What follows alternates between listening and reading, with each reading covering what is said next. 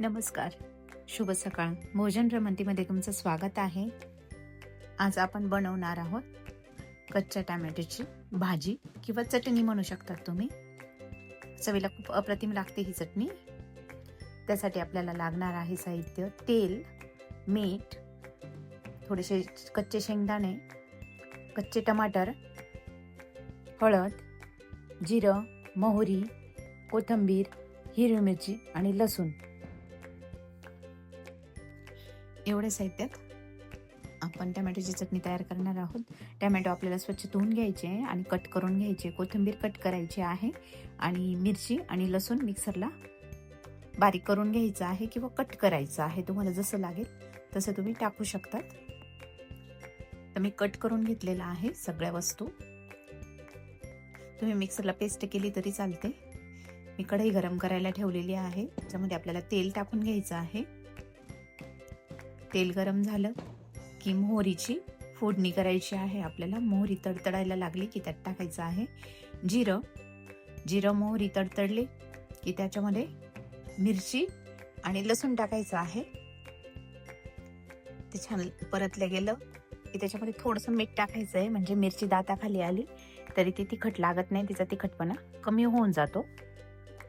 मिरची छान फ्राय झाल्याच्या नंतर जे टमाटर आपण कापलेले होते ते टाकायचे आहेत.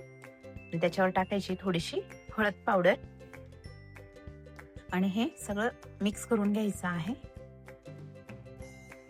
ही कच्च्या टोमॅटोची भाजी भाकरी सोबत छान लागते, चपाती सोबत छान लागते, टिफिनलाही द्यायला मस्त भाजी होते ही.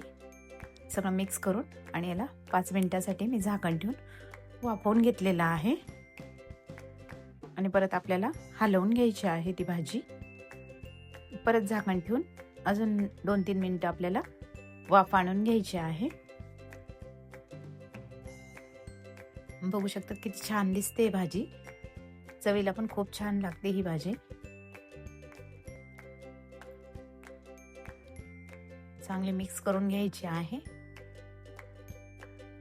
शिजले का चेक करून घेणार आहे मी.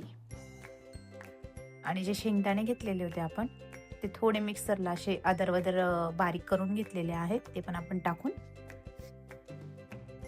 मिक्स करून घ्यायचे आहेत.